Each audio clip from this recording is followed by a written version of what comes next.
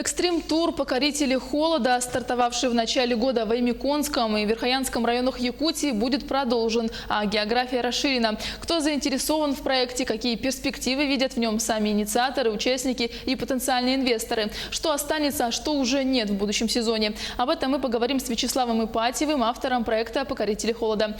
Вячеслав Георгиевич, здравствуйте. Здравствуйте. Вы вернулись из Москвы, и вы наверняка встречались там с потенциальными инвесторами. Что обсуждали? Ну, не со всеми инвесторами удалось встретиться, командировка была достаточно короткой, но самая главная цель поездки в Москву – это была информация для Русского географического общества, в котором мы выступали с пресс-конференцией о результатах экспедиции, поэтому это была главная цель моей поездки в Москву. Ну, были озвучены результаты, которые были, в принципе, ожидаемы, и была приглашена федеральная пресса. Были приглашены потенциальные спонсоры к этому проекту. И мы рассказывали о перспективах проекта там в Москве. А вот что спрашивали, что интересовало? Ну, спрашивали, в основном вопросы были, какие были получены результаты и были ли рекорды достигнуты. Но мы рассказали о том, что, учитывая короткий срок экспедиции, потому что максимальное количество дней наблюдения было всего лишь 5 дней у Аймиконского района, за такой короткий период, конечно, сложно поймать рекорд. Но самая низкая температура, которая после корректировки уже в нашей местной гидрометслужбе, результаты оказались не такие большие, как бы показывали там наши термометры. Была цифра 54 озвучена, но после корректировки она оказалась 52,4 градуса. Это вот самая маленькая была температура, минимальная, которая была зафиксирована в Аймиконском районе. А как происходила корректировка? То есть... Ну, значит, там на самом деле несколько факторов влияло. Это и время замера температуры, и поправки, которые вводились в термометр. У каждого термометра были индивидуальные поправки. И наша экспедиция, она несколько неправильно применяла эти поправки. Поэтому коррективы вот эти были внесены. И мы сразу, когда были получены первые результаты, мы говорили, что они требуют уточнения в нашей гидрометслужбе. И вот после уточнения эти цифры были уже озвучены в Москве. Чтобы было наиболее точно, да? Чтобы были, да, наиболее точно. Ну а в целом Русское географическое общество, оно довольно результатами первого сезона? Да, оно довольно тем, что экспедиция прошла по намеченному плану, что у нас появилась информация о том, что надо усовершенствовать в дальнейшем проекте. Да? Это самые главные результаты, что мы получили, как дальше надо проводить экспедицию, чтобы не было у нас никаких-то ошибок, чтобы не было там каких-то нарушений и так далее. Поэтому эту информацию мы получили, как лучше усовершенствовать проект в дальнейшем, когда он будет уже более широкую расхватывать географию.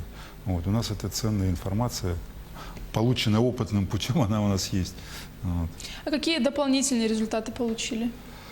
Ну, дополнительные результаты, у нас все-таки нам придется менять логистику заброски членов экспедиции, потому что наземным путем это оказывается очень долгий путь, и, скажем, 2 дня в одну сторону, 2 дня в другую сторону. Это достаточно долгий путь и тяжелый для участников экспедиции.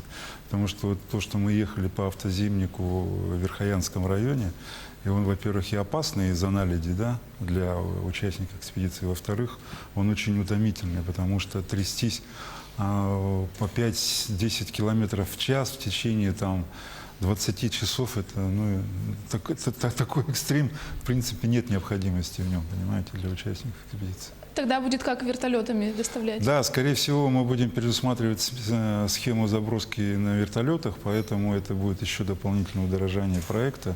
Но это необходимо будет делать такую поправку, да. А вот сколько будет стоить примерно для участника и желающего? Ну, я не хотел бы озвучивать цифры, потому что единственное, что я могу сказать, что это очень дорогой проект, и его надо относить к классу премиум, да, потому что это не на каждых участников он рассчитан, а это рассчитано на богатых туристов, да, которые могут себе позволить ощутить раз в жизни такую крайне низкую температуру.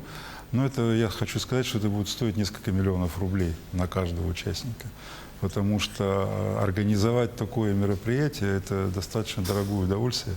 Одни вертолеты и оленеводы – это очень дорогая часть экспедиции, плюс спутниковый интернет, плюс научные приборы, консультации, подготовка к этих мероприятий. Это все очень недешево стоит. А вот как себя проявила палатка? Ее специально шили для этого проекта?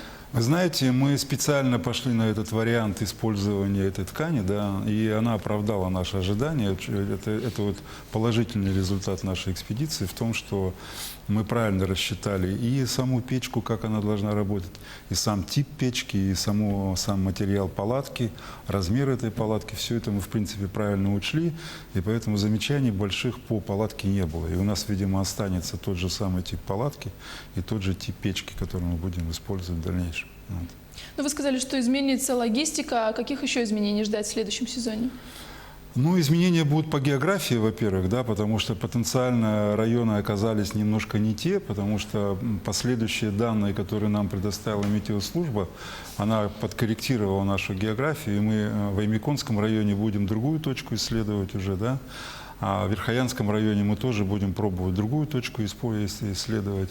И, возможно, мы будем рассматривать еще и Момский район. Но для этого нам надо будет получить необходимые спутниковые данные для новых мест наблюдения, которые мы в течение лета будем изучать этот вопрос, куда у нас расширится география этой поездки. А вообще по какому принципу выбирается место?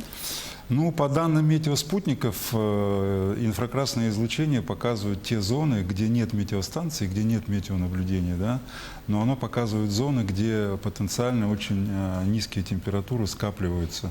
И на космических снимках это очень хорошо видно, что эти зоны достаточно сконцентрированы для скопления низких температур, и там потенциально можно уже приборами это подтвердить, эти данные температуры. А вот научное сопровождение проекта, оно будет меняться?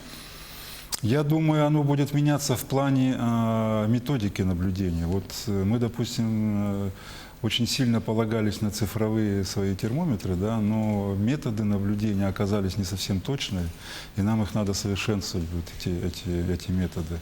И мы будем очень плотно работать с геофизической обсерваторией Воейкова в Санкт-Петербурге, которая нам уже подскажет новые методы наблюдения с использованием спиртовых термометров. Потому что мы хотим испробовать один метод новый, который еще не использовался. Вот сейчас надо будет там проконсультироваться с специалистами, можно ли его использовать. И если это можно будет, то мы будем уже по-новому изучать и измерять температуру с использованием спиртовых термометров. А появились ли новые партнеры или кто-то пока только высказывает заинтересованность? Вы знаете, совершенно неожиданно интерес проявляет Министерство обороны, как ни странно. К этому проекту. Они, видимо, то ли школу спецназа хотят проверить на нашей школе выживания, то ли еще какие-то эти самые задумки у них, да. Но они на нас выходили и спрашивали, можем ли мы принять участие в проекте. Я сказал, что надо консультация просто, что вы хотите, как вы хотите использовать наш метод. Вот. Потом Российский союз молодежи вдруг проявил интерес к этому проекту, и они хотят команду отправить туда, участвовать в этой экспедиции.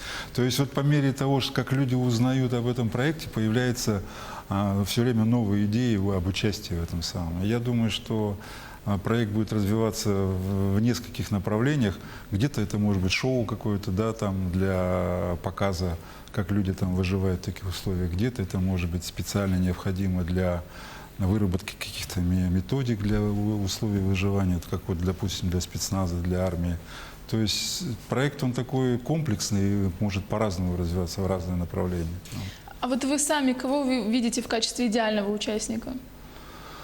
Ну, трудно сказать, кого я вижу в качестве идеального участника. Я же думаю, что это будет просто житель планеты Земля, да, который хочет участвовать в таком эксперименте, единственном в жизни, да, у каждого человека, да, когда он может поймать самую низкую температуру на Земле, вот, при этом преодолев месяц, значит, погружения в жизнь, где у тебя нет абсолютно дикие условия, да, абсолютно ты оторван от мира, и ты вот чувствуешь себя таким героем, что ты достиг того, что не каждому в мире дано достичь этого самого ощущения, понимаете?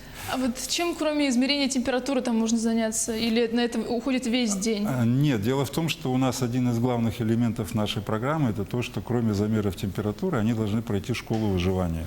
Школа выживания основана на методах кочевых народов. Это оленеводы, которые там проживают, эвены. Они там живут веками, и именно по такому образу жизни они должны обучить своих участников, как надо жить в таких условиях.